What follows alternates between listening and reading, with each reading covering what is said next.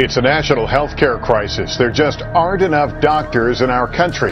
Another state, another doctor shortage. This time it's Florida.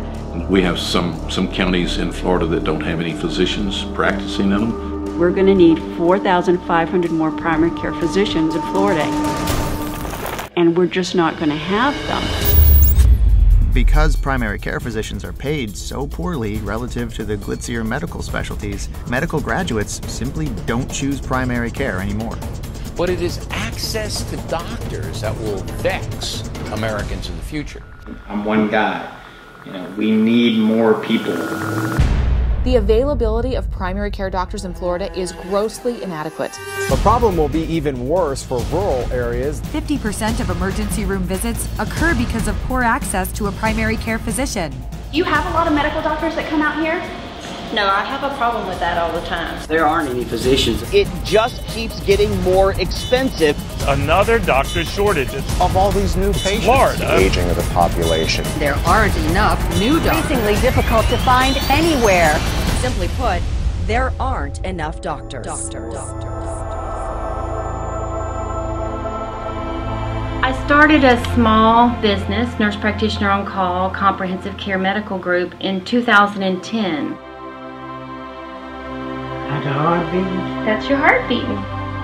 There's a tremendous need within the community to provide this service.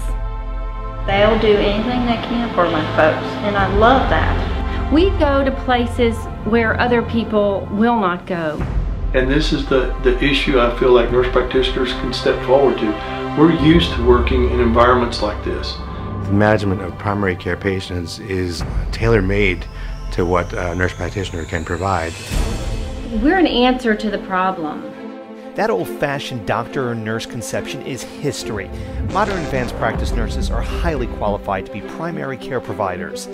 Most people don't realize how much education that these nurses actually have. You're looking at 8 to 9 years total of studying nursing intensively. Nurse practitioners are educated to provide this type of care, but yet we are required by the state of Florida to have this collaborating agreement. Collaborating agreements are not what everyone thinks they are. This notion that there's a rigid hierarchy in how we do things is a false one. When I work in the ER, there is no other physician in the hospital. Collaborating agreement is a piece of paper that says a nurse practitioner is able to practice in the state of Florida. It's signed by a physician. That piece of paper is very costly. In 1 year, that cost me $50,000. Many physicians are hiring nurse practitioners to staff clinics that they own, and the physician is not at all in the office. The nurse practitioner is practicing very autonomously, very independently. A lot of physicians have physician extenders and they make a certain amount of money off of them. That supervising physician may be run the state and they can charge any amount of money to do that, and we have this happening all over the state. My first impression is very unkind toward that practice. In the 4 years, I've spent over $250,000 paying physicians to sign my protocols, and none of them have ever seen any of our patients. It's no secret that Florida ranks 50 out of 50 states in the most restrictive environment to do practice. These laws have been in place since the 1970s, when nurse practitioners first started practicing in Florida, and they have never been changed. As of 2015, there are now 49 states that have granted full prescriptive authority with DEA licensure to advanced practice nurses. I practiced in Alaska, where I had full practice authority. I also had a DEA for 2 through 5s. There is nothing magical about having a DEA license, the ability to prescribe controlled substances.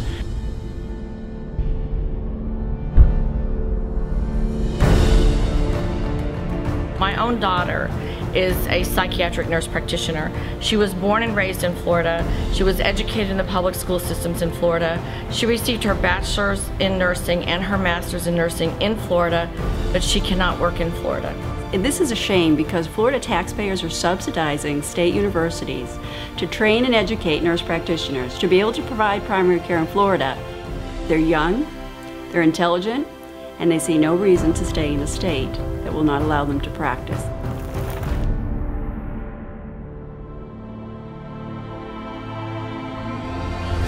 us know if we can help co-sponsor bills to increase access to health care via advanced nursed care, etc. Let's do it. It's not about bottom lines and dollar bills. It's about people. The National Governors Association could not find a single study questioning the quality of care offered by advanced practice nurses. Just last year, the Federal Trade Commission released a report citing substantial evidence that advanced practice nurses are safe and effective as independent primary care providers. This is becoming a national consensus. Change is certain. You learn how to embrace it or become irrelevant. It's unacceptable to keep us under the thumb of another profession. Let's lay down all of the differences, come together and say, what can we do together to help our patients? The people that sit in this room determine who has access to health care. That is a big responsibility. Improving quality of care means achieving the AAA, which is giving the best care at the lowest cost to improve the quality of the health of the population.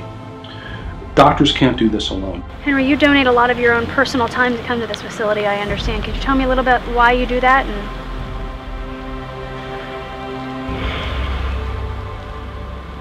It's just the right thing to do. Advanced practice registered nursing is a profession in its own right. They are providers in their own right and worthy of being impaneled as primary care providers. It just doesn't even seem like our political system is even working for us.